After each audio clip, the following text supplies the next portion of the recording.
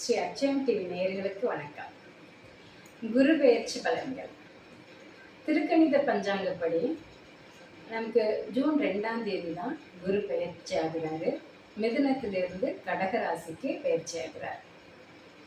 இப்போ மிதுன ராசிக்கு இந்த குரு பெயர்ச்சினால என்ன மாதிரியான பலன்கள் ஏற்படும் அப்படின்றத பார்க்கலாம். மிதுன ராசிக்கு 2ஆம் வீட்டுக்கு உச்ச குருவா பெயர்ச்சி ஆகிற அந்த குரு நல்ல குடும்பத்துல நல்ல ஒரு சந்தோஷத்தை உருவாக்குவார்.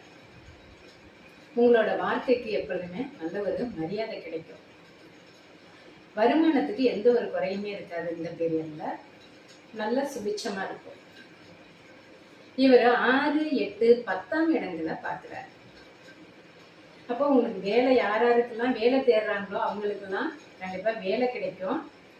வேலை பார்த்துக்கிட்டு இருக்கிறவங்களுக்கு அங்கேயே யாராவது கொஞ்சம் எதிரிகள் உருவாகிறதுக்கான சான்சஸ் இருக்கு. கொஞ்சம் உடல் நலத்துல கொஞ்சம் கூடுதல் கவனம் எடுத்துக்கணும். எல்லாமே பீரியாடிக்கல் செக்அப்லாம் ரொம்ப நல்லது. இவங்களுக்கு 8ஆம் இடத்தையும் பார்க்கறதுனால திடீர் அதிர்ஷ்டங்களை கொடுப்பார். அதே சமயம் அப்பாவுக்கு ஏதாவது விரைய செலவுகள் செய்யலாமான்னு சூழல்கள் உருவாகும்.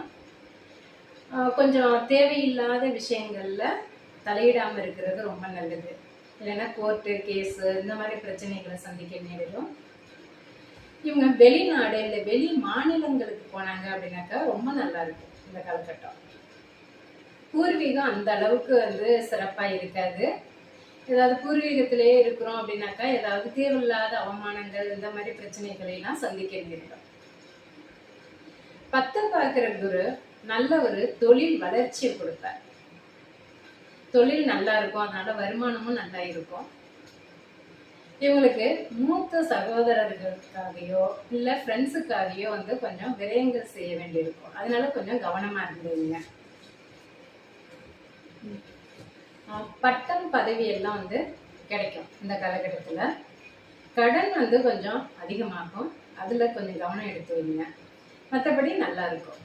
குரு பெயர்ச்சின்றது நல்ல ஒரு சுபத்துவம் இருக்கும். அதே சமயத்துல உங்களுக்கு நிறைய கவனம் எடுத்துக்கணும். உடல் நலன்லையும் கவனம் எடுத்துக்கணும்.